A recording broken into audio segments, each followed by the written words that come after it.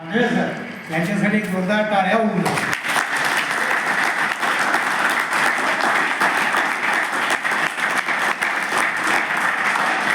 कारण आज ह्या दोघांच्या मनातील तन्मयतेने तुमच्या समोर मी काहीतरी संवाद साधावा, तुमच्याशी बोलावं अशी त्यांची मनापासून इच्छा. आणि काकळसरचं कालपासून माझ्या मागे लागलेले होते की आपल्याला 2-3 ठिकाणी कार्यक्रम घ्यायचे आहेत. आज इथला कार्यक्रम झाला, आणखी कुठेतरी त्यांनी कार्यक्रम योजनाचं ठेवलेलं आहे. समाज कल्याण विभागातील विद्यार्थ्यांच्या वसतिगृहातील विद्यार्थ्यांचं असं ते म्हणत होते. तर आता बघू मला इथून किती कार्यक्रमासाठी घेऊन जाणार आहे, किती वेळ मला इथे थांबवणार आहे. तर मित्रांनो, आज योगायोगाने आपल्या समोर उभं राहण्याची वेळ आली. एक महाराष्ट्र शासनाचा वरिष्ठ पदावरील अधिकारी फक्त खुर्चीत असेपर्यंत होतो. खुर्चीतून बाहेर पडलो आणि माझं जे मिशन होतं, जसं की सर मिशन IAS चालवतात तसंच मिशन आहे. मी साहित्यिक आहे, लिखाण करतो, अनेक विषयावरती बोलतो.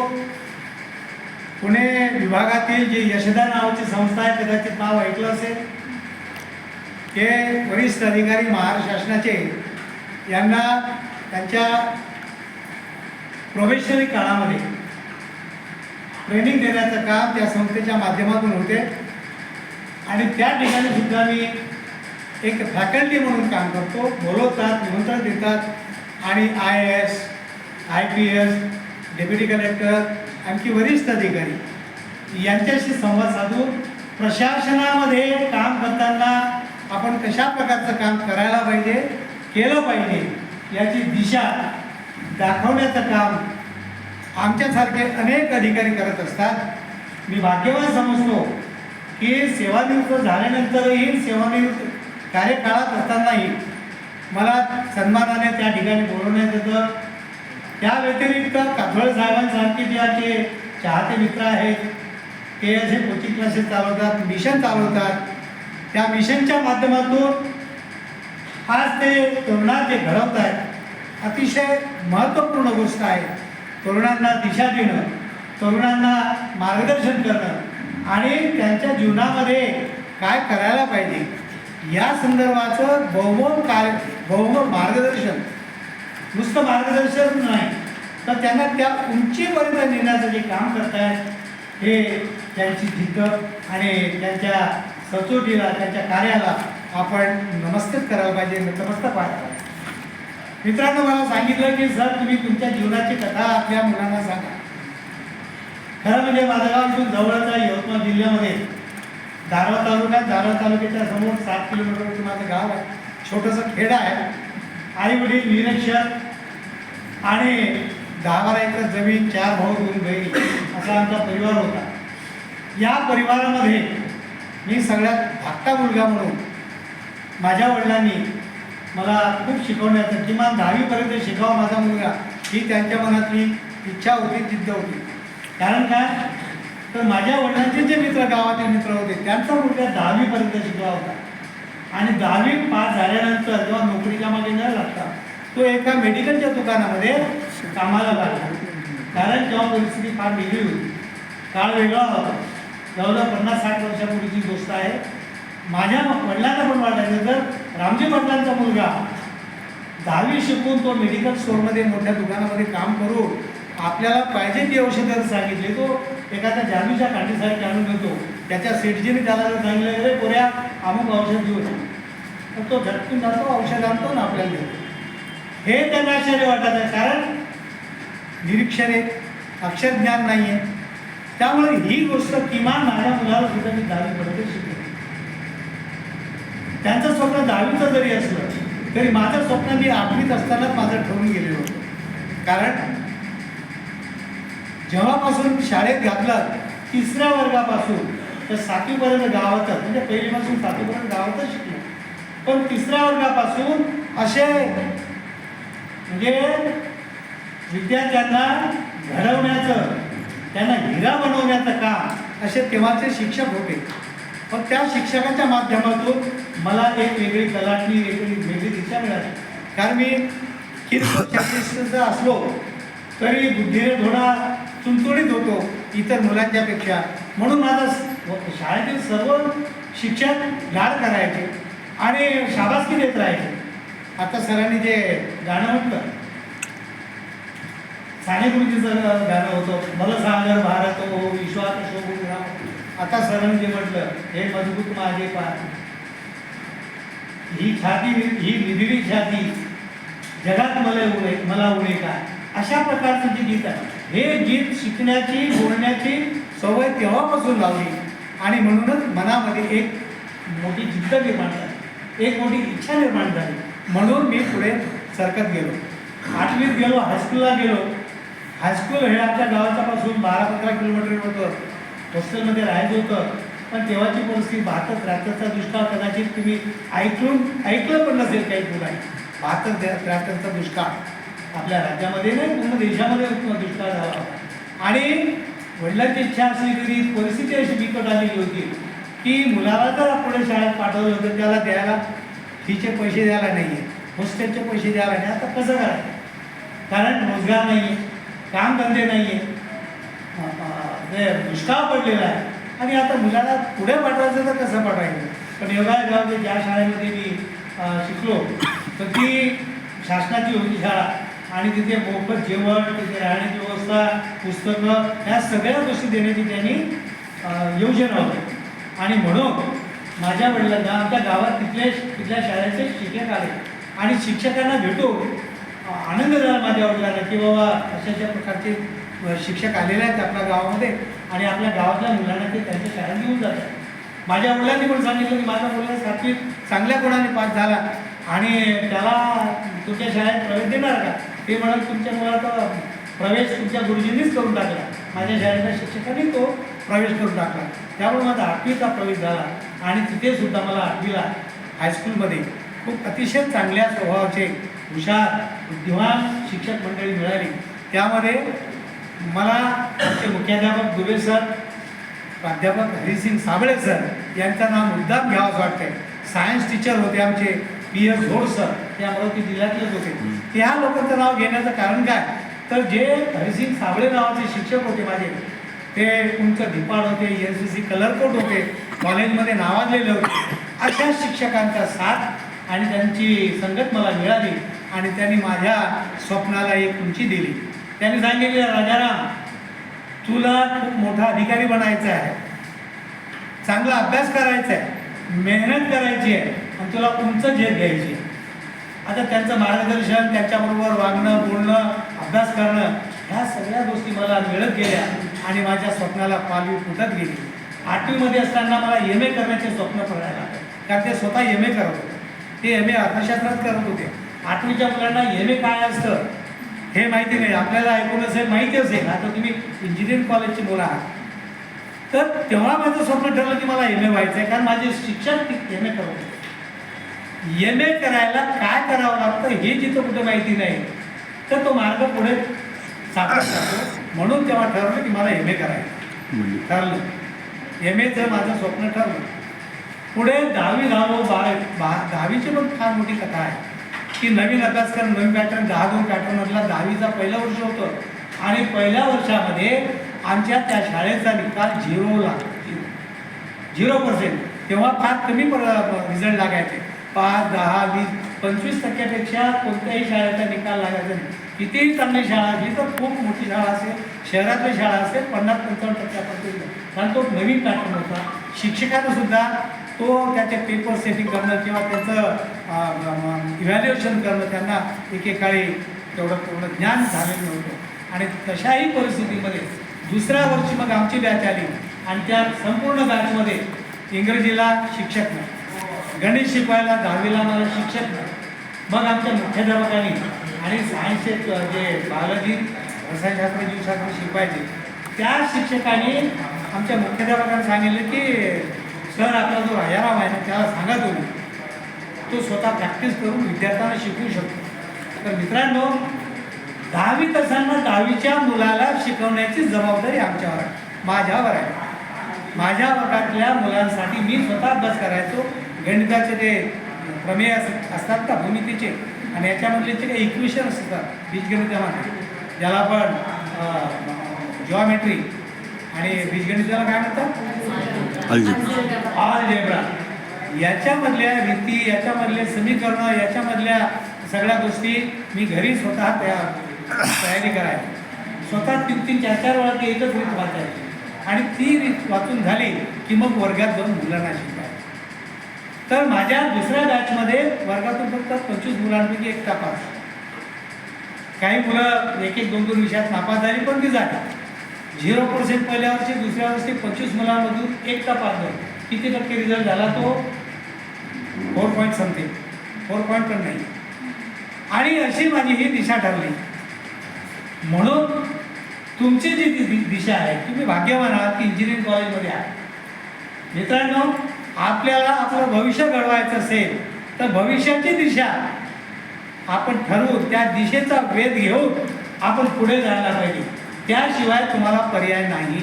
कारण आज तुम्ही भविष्याचा वेध घेतला आणि त्यामध्ये जर ठरवलं की मला अमुक बनायचंच आहे, हे काम मला करायचं आहे, जसं की सरांनी आता उदाहरण दिली, सरांनी अनेक उदाहरणं मला आजच्या सकाळच्या त्यांच्या पोर्टलमध्ये पाठवली.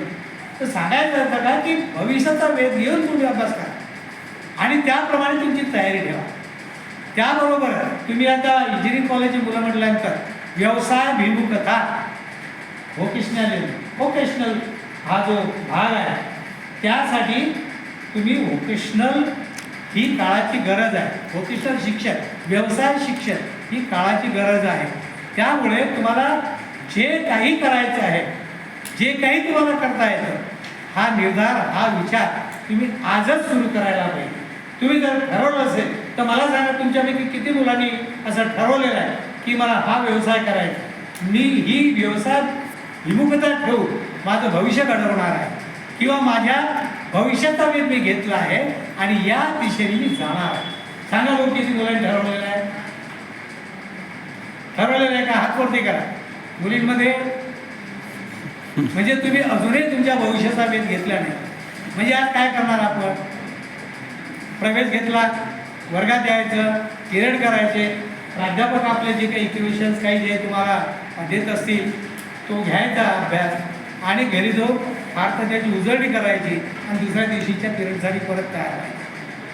हाच तुमचा शेड्यूल आहे ना मित्र हो. तुम्ही हा शेड्यूल करता करता आपल्या जीवनामध्ये आपल्याला काय करायचं आहे त्यासाठी किमान 2 तास तुमच्या रोजच्या काळातला, रोजच्या दैनंदिनीमधला किमान 2 तास तुम्ही याच्यावरती विचार करा. हा विचार आपल्या डोक्यात ठेवा, हृदयात ठेवा आणि त्या पद्धतीने तयारी करा. तुम्हाला कोणापुढे हे हात पसरायची वेळ येणार नाही. असं म्हणतात, उडत्या पाखराला परतीची तमान असावी. उडत्या पाखराला परतीची तमान असावी. रोज नवी दिशा नजरेत असावी. अरे घरट्याचं काय घेऊन बसला, ते बांधता येईल कधीतरी. पण उंच उंच झेप घेण्याची, उंच उंच उडण्याची मनामध्ये जिद्द असावी.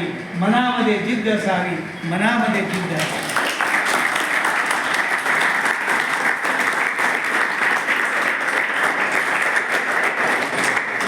मित्र, हा मंत्र जर तुम्ही आपल्या मनात ठेवला, आपल्या लक्षात ठेवला, आपल्या हृदयात ठेवला, तर तुम्हाला उंच झेप घेण्यासाठी कोणी आणू शकत नाही.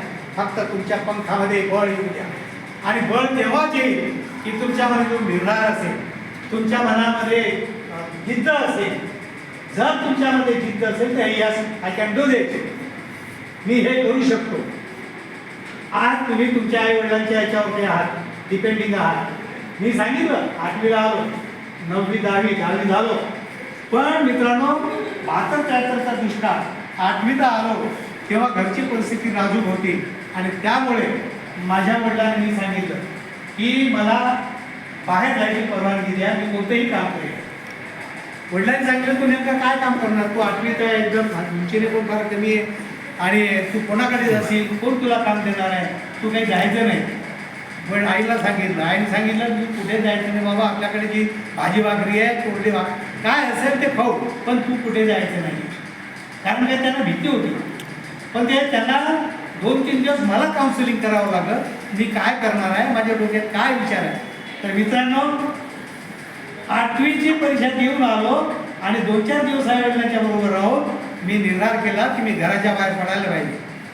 मग मी माझा तो निर्धार आहे, मी सांगितलं की मी हॉटेलमध्ये काम करेन, मी हॉटेलमध्ये काम करेन. तर आई वडील म्हणायला लागले, हॉटेलमध्ये बाबा तुला घरी ताट घ्यायची वेळ आलेली नाही अजून, तू दुसऱ्याच्या हॉटेलमध्ये जाऊन ते तपस्या विसरणार, ते सांगतील ते काम करणार, हे काही करायचं नाही. मी म्हटलं मी इथल्या म्हणजे दारवा दिग्रसांच्या गावाच्या आजूबाजूला 2 तालुके तिथे जाणार नाही, मी त्यांच्या पुढे जाईल. यवतमाळला किंवा पुसदला आमच्या गावापासून दूर, म्हणजे आपलं कोणी नातेवाईक तिथे येऊ शकत नाही, कोणी पाहणार नाही. कोणी आले तरी मला हे विचारलं तू काय करतो म्हणून, कारण मी तर वाईट काम करत नाही, मी माझी मेहनत करतो. माझ्या मेहनतीसाठी किंवा माझ्या भविष्यासाठी 2 पैसे मी मिळवणार असेल तर मित्रांनो मला त्या गोष्टीची लाज नाही. वडिलांना आईवडिलांना मी कन्व्हिन्स केलं, त्यांना राजी केलं आणि एक दिवस सांगितलं की मला आज निघायचंच. आता जायला पैसे पाहिजे, पण वडिलांनी 5 रुपयाचे नोट त्यांनी आपल्या उचुंडीला बांधून ठेवून होती, ते काढले. आईने 2 वेळीच्या चपात्या बनवून दिल्या, भाकरी बनवून दिल्या, त्याच्यावरती काय चटणी भाकर दिली आणि मी बसमध्ये आणि यवतमाळच्या दिशेने निघालो. यवतमाळच्या दिशेने निघालो. माझ्या गावाहून एसटीवरून दारवा आणि पुढे बोरिअरब लागतंय, कदाचित तुम्हाला माहीत पण असेल.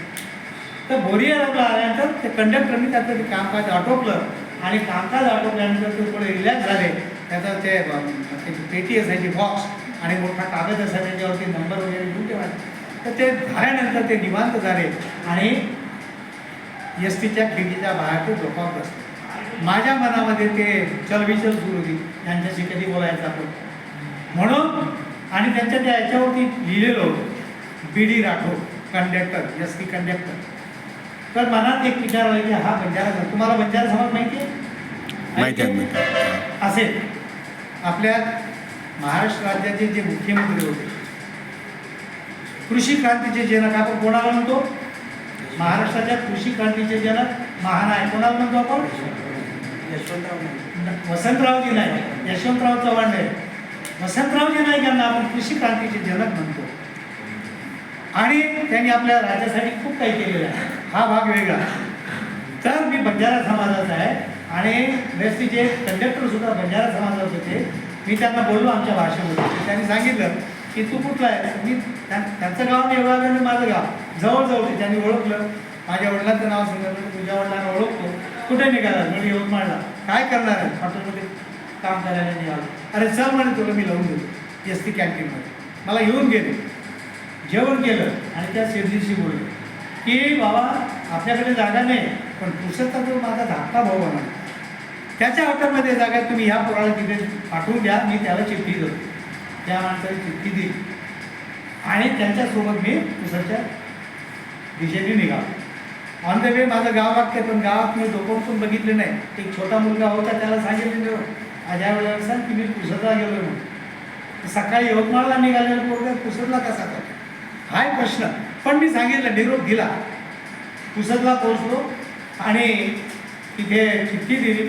त्या माणसानं सांगितलं त्याच्या कन्नडी भाषेमध्ये आणि जे काही बोलायचे बोलले, त्याच्या धाकट्या भावात सांगितले. मला लगेच रुजू करून घेतलं आणि पुढच्या कामाला लावलं. तिथे 4 वर्ष सतत उन्हाळ्याच्या सुट्टी, 8वी 9वी 10वी 11वी आणि 11वी झाल्यानंतर 12वीला आलो. पुसदमध्ये बऱ्याच गोष्टी झाल्या. मग वाटायला लागलं की आपण हे आता काम सोडायला पाहिजे, दुसरं काहीतरी करायचं. 4 वर्ष एकत्र काम केल्यानंतर माझ्या बेंचवरती बसणारा जो माझा मित्र होता, त्याला सुद्धा माहिती नव्हतं की मी काय काम करतो, कुठे जातो, काय करतो. Never disclose my own. मी माझं स्वतः त्यांना कधीच सांगितलं, कारण दुसऱ्याला जाऊन काय फायदा आहे. जर आपल्याला काही करायचं असेल स्वतःहून, जोपर्यंत आपण साध्य करत नाही तोपर्यंत आपल्या जवळ ठेवा. ढिंडोरा पिटवायची गरज नाही. बेल बरोबर दाखवते की यांनी काय केलं, काय करत होता आणि आज कुठे आहे. त्यामुळे तुम्ही मनात एक लक्षात ठेवा, तुम्ही कोणतंही काम करा. आज तुम्ही आईवडिलांच्या पैशाने इथे शिकता, हॉस्टेलमध्ये राहता, बाहेर खोल्या करून राहता, मोठ्या कॉलेजमध्ये शिकता, याचा अर्थच नव्हे की आपण पूर्ण आईवडिलांच्या भरोशावरती त्यांच्या पैशावरती आपण अवलंबून न राहता आपण स्वतः काहीतरी करायला. 12वी नंतर मी ट्युशन्स क्लासेस घ्यायला गव्हर्नमेंट मुलं किंवा हायस्कूलमधली ती मुलं त्याने शिकवण्याचं पिंड माझ्या रक्तातच होतं लहानपणापासून, की स्वतः तयारी करायची, मेहनत घ्यायची, स्वतः आत्मसात करायचं आणि ते दुसऱ्यांना द्यायचं. ही गोष्ट जोपर्यंत आपण आत्मसात करून दुसऱ्याला देऊ शकत नाही तोपर्यंत तुम्ही खरे विद्यार्थी आहात हे कोणालाही समजणार नाही. आज तुम्ही चांगल्या चांगल्या कोचिंग क्लासमध्ये जमणार असणार, कोणी जेईचे क्लासेस लावले असतील, कोणी आपल्या CETचे क्लासेस लावले असतील, कोणी खाजगी शिकवण्या केल्या असतील आणि ज्यांच्याकडे काही साधनं नाही आहे त्यांनी स्वतः मेहनत करून तुम्ही कितपर्यंत इंजिनिअरिंग कॉलेजमध्ये आले. तुमचा फर्स्ट इयर आहे की सेकंड इयर? थर्ड इयर आहे. म्हणजे तुम्ही थर्ड इयर फायनल इयरमध्ये आता इंजिनियर होण्यामध्ये आहात. तर मला तुमच्यापैकी सांगा, तुम्ही ह्या पद्धतीने किती विद्यार्थी काम करतात, स्वतःचं सेल्फ अर्निंग करताय आणि सेल्फ अर्निंग करून तुमचं कॉलेज करताय. सांगा तुमच्यापैकी किती मुलं करतात? कोणीही नाही. ऑनेस्टली सांगा, प्रामाणिकपणे सांगा, लाजू नका. कारण जो लाजला तो संपला. लाजायचं नाही, परिस्थिती लपवायची नाही, पण ती नक्कीच एका मर्यादेपर्यंत ठेवायची. कारण आपण परिस्थिती दाखवली तर आपल्याबद्दल कोणाची सहानुभूती नसते. आपल्याला तो गरीब बिचारा जो म्हणून घेतो तो जीवनामध्ये वरती जात नाही. बिचारा म्हणून घेतो, yes I am here, I am doing for my self and for my future. हा दृष्टिकोन तुम्ही ठेवा आणि जोपर्यंत तुम्ही हा दृष्टिकोन ठेवून आपल्या जीवनामध्ये काहीतरी करण्याचा निर्धार ठेवत नाही तोपर्यंत तुम्ही यशस्वी कोणत्याही क्षेत्रामध्ये होऊ शकत नाही. जर तुम्हाला अधिकारी बनायचं मी अधिकारी कसा काय झाला. माझं 12वी संपली, ग्रॅज्युएशन संपलं. ग्रॅज्युएशनमध्ये असताना सुद्धा विद्यापीठामध्ये त्यावेळेच्या नागपूर विद्यापीठामध्ये म्हणजे विदर्भामध्ये एकच नागपूर विद्यापीठ होतं आमच्यामध्ये. 1983 नंतर अमरावती विद्यापीठात जेव्हा BEdला याच अमरावतीमध्ये BEdला होतो आणि आमची अमरावती विद्यापीठाची पहिली बॅचमधले पहिले विद्यार्थी आणि फर्स्ट क्लास पासमध्ये पास झालेला विद्यार्थी. रडत बसायचं नाही. मेहनत अतिशय महत्त्वाची. तुम्ही मेहनत कराल तर तुम्ही कोणत्याही क्षेत्रात यशस्वी व्हा. इथून BEd झालो आणि MA असतानाच मी MPSCची परीक्षा दिली. पुस्तक धरून MAला नागपूरला गेलो. तिथे सुद्धा जाण्याची ऐपत नव्हती. पण माझे जे प्राध्यापक होते PN कॉलेजचे, पुस्तकच्या कॉलेजचे, त्या प्राध्यापकांच्या घरी मी काम करायचं. दळण आणून देणं आहे, किराणा आणून देणं आहे, बँकेतून पैसे आणून देणं आहे, मुलांचा अभ्यास करणं आहे, त्यांना रामरक्षा ग्रामीण सर होत्या त्यांना रामरक्षा शिकवणं आहे, आलेल्या गेलेल्यांचं चहा पाणी देणं आहे. ह्या गोष्टी प्राध्यापकाच्या घरी राहून शिकलो. पण मी पैसा कधी मागितला नाही. सर मला हे काम केलं म्हणून मला पैसा द्या, पैसा कधी घेतला नाही. कारण पैसा घेण्याची गरज मला पडली नाही. कारण मी सकाळ संध्याकाळ ट्युशन घ्यायचो आणि उरलेल्या काळात त्यांच्याकडे जायचो. आणि मधला जो माझा विद्यापीठात महाविद्यालयाचा काळ होता त्या ह्याच्यामध्ये अभ्यास करून द्या.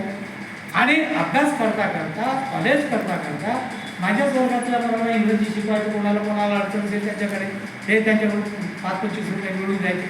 म्हणजे माझा जो सेल्फ खर्च होता स्वतःचा माझा खर्च होता या ट्युशनमध्ये मी घालवत होतो. BA झालो, चांगल्या मार्काने झालो. माझं इंग्रजी लिटरेचर, संस्कृत लिटरेचर आणि पॉलिटिकल सायन्समध्ये मी संस्कृतमध्ये डिस्टिंक्शनमध्ये पास झालो. इंग्लिश लिटरेचरमध्ये चांगले मार्क मिळाले. आणि माझे जे प्राध्यापक होते अपामार्गे त्यांनी सांगितलं की रिझल्ट लागल्यानंतर मी एक आठवडाभर कॉलेजला गेलो नाही. कारण पुढे जायची आपल्या ऐपत नाही. आपले वडील आपल्या की नागपूरला पाठवू शकत नाही. मग काय करणार? वडिलांनी सांगितलं आता तू कुठेतरी मास्तरकी कर, शिक्षकीय पेशामध्ये जा आणि आपलं भविष्य काहीतरी घडव. 2 वेळेचे जेवणाची व्यवस्था कर, बाकी मला काही नको तुझ्याकडे. पुसदला आलं. आमच्या कॉलेजचे अध्यक्ष होते डॉक्टर हिराणी, MP हिराणी, नाव ऐकलं असेल कदाचित. मिनिस्टर होते आणि आमच्या संस्थेचे अध्यक्ष होते. त्या माणसाच्याकडे त्यांनी बघितलं मला की राजाराम आहे. त्यांनी मला बोलवलं, राजाराम BA झाला आता काय? सर म्हटलं बघू आता, मला काही ठरवलेलं नाही. तर म्हणजे तू माझ्या आपल्या कॉन्व्हेंटवरती येऊन जा, कॉन्व्हेंटवरती शिकवायला येऊन जा. तर म्हटलं मला कसं ठेवलं का माझ्या आधीचे काही विद्यार्थी होते तिथे त्यांना कधी 100 रुपये तेव्हाच्या ह्याच्यामध्ये 100-200-250 रुपयामध्ये पगार द्यायचे आणि गव्हर्नमेंटचा जो पगार होता तेव्हा 350-400 रुपयापर्यंत शिक्षकाला पगार मिळाले. ही गोष्ट आहे 1983. 300-400 शिक्षकाला पगार होता. तर मी सांगितलं अट माझी राहील. मी B.Ed पण झालं नव्हतं, फक्त BA झालं होतं, B.Ed पण नाही काही. मी त्यांना सांगितलं अट माझी राहील. माझी अट असेल, माझी तुम्हाला असेल तर मी कॉन्व्हेंटवरती मी सांगाल तेव्हापासून जॉईन होतो. हसायला लागले. अरे लोक आमच्याकडे येऊन जातात, तुम्ही द्याल ते द्या, आम्हाला कामाला ठेवा असं सांगतात. आणि तू म्हणजे अजून जॉईन झाला नाही, तुझा इंटरव्ह्यू झाला नाही, तू आधी मला माझी अट कर, तुझी अट सांगतो. आपलं असं आहे, अट आहे, देता का? ठीक आहे, देत नाही, राम राम, चाललो पुढे. कारण मला शिकवणी होतात ना माझ्याकडे, त्याच्यापेक्षा जास्त पैसे मी शिकवून बोलून द्या. 8वी ते 10वीच्या मुलांना शिकायचं, 12 कॉलेजच्या मुलांना शिकवायचं. त्यामुळे हे देतील ते, पण तो पैसा एकत्र करून शिक्षकांपेक्षा जास्त पैसे मी मिळवत होतो त्या काळात. तर मी त्यांच्या अटीप्रमाणे कसं काय काम करणार? नाही करणार. ही झाली माझी जिद्द, ही झाली माझी अट आणि ह्या अटीप्रमाणे मला मिळालं. मी त्यांच्याकडे गेलो नाही. आमचे प्राध्यापकांनी प्राचार्यांनी कॉलेजमध्ये बोलवलं, सांगितलं राजाराम तुमचं काय? तुला काय नाही झालं, आता आपण कुठेतरी जॉईन व्हायचं. नाही MA करायचं. MA करायला माझ्याकडे पैसा कुठे? नागपूरला जाण्यासाठी त्याच्या तिकिटासाठीच मी उसने पैसे आणलेले आहे. तर मी नागपूरपर्यंत जायला काय करणार? त्याचं थोडी काढणार, करू शकत नाही. तुला कोणी सांगितलं असं करा? तुला MAला जायचं आहे नाही नागपूरला जायचं, तू त्याची काळजी करू. आम्ही बसवत नाही. मला सांगा, एवढा कॉन्फिडन्स आपल्या विद्यार्थ्याबद्दल, आपल्या कॉलेजच्या प्राचार्यांचा आणि आपल्याला शिकवणाऱ्या संस्कृत शिकवणाऱ्या प्राध्यापकाचा, आपल्या मुलांपेक्षा आपल्यावरती विश्वास एका विद्यार्थ्यावरती. लक्षात ठेवा, हा जो विश्वास आहे, जे विद्यार्थी आपल्या जीवनामध्ये मिळवतात, आपल्या आईवडिलांचा विश्वास, आपल्या शिक्षकांचा विश्वास, आपल्या मित्रांचा विश्वास, आपल्या प्राध्यापकांचा विश्वास, आपल्या मित्रांचा विश्वास, ही जी मंडळी आहे ते जीवनात कुठेही कमी पडत नाही. ते कोणाच्याही थांबवण्यात थांबत नाही, ते पुढे जातात. म्हणून माझी तुम्हाला काय सूचना आहे? सूचना नाही, तुम्हाला मी आदेश पण करणार नाही, पण तुम्हाला माझं एक सांगणं आहे. काय सांगणं आहे? जीवनामध्ये ध्येय निश्चित करा आणि त्या ध्येयाच्या दृष्टीने तुम्ही तयारी करा. विषय कोणताही घ्या, तुम्ही भारंभार विषयाची तयारी करायची नाही. जीवनामध्ये एकच विषय ठरवा, त्या विषयामध्ये तुम्हाला पारंगत व्हायचं आहे. जसं मी ठरवलं मला MA इंग्लिश करायचं. 8वी ठरवलेलं स्वप्न BA झाल्याने साकार होतं. MA इंग्लिशमध्ये माझी वर्गातली गती चांगली होती. MA इन इंग्लिश करायचं, मास्टर की मिळवायची आणि मास्टर की मिळून आपण मास्टरप्रमाणे कमांडिंगमध्ये राहायचं. हा निर्धार त्यावेळेस मनात घेतलेला, तो निर्धार माझ्या कामात. MA फर्स्ट इयर नागपूरच्या कॉलेजमध्ये ॲडमिशन घेतली, ते PGPD म्हणून post graduate teaching department, Nagpur विद्यापीठ. तिथे ॲडमिशन घेतल्यानंतर काही 2-3 महिन्यानंतर लोकसेवा आयोगाची परीक्षा आली.